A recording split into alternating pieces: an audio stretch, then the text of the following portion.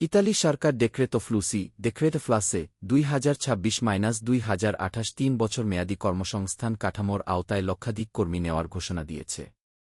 2026 সালের সরকারিভাবে ইতালি যাওয়ার বা স্পন্সর ভিসার আবেদন এবং নুল ওস্তা নল্লা ওস্তা সংক্রান্ত সর্বশেষ আপডেট নিচে দেওয়া হল।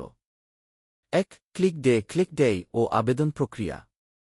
2026 সালের কোটার জন্য অনলাইন প্রিকম্পাইলেশন ও নির্দিষ্ট তারিখের ক্লিক ডে প্রক্রিয়া সম্পন্ন হয়েছে, যেমন কৃষি ও পর্যটন খাতের জন্য ফেব্রুয়ারি 2026 এর মধ্যে আবেদন জমা নেওয়া হয়।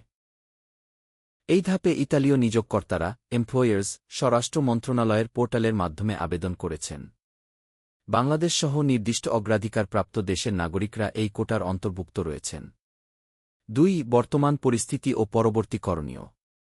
যাদের নিয়োগকর্তারা ইতিমধ্যেই সফলভাবে আবেদন করে নুল ওস্তা নল্লা ওস্তা পেয়েছেন, তাদের মূল কাজ হল দ্রুত ভিএফএস গ্লোবাল এবং ইতালিয়ান এম্বাসিতে প্রয়োজনীয় কাগজপত্র জমা দেওয়া। নুল ওস্তা হাতে পাওয়ার পর সাধারণত নির্ধারিত সময়ের মধ্যে প্রায় 180 দিনের ভেতর ভিসার আবেদন সম্পন্ন করতে হয়। 3. গুরুত্বপূর্ণ সতর্কতা। বর্তমানে সোশ্যাল মিডিয়া বা বিভিন্ন মাধ্যমে বিনা নুল ওস্তায় গি সরাসরি সরকারি সুযোগে ইতালি নেওয়ার নামে অনেক সময় প্রতারণার ঘটনা ঘটে।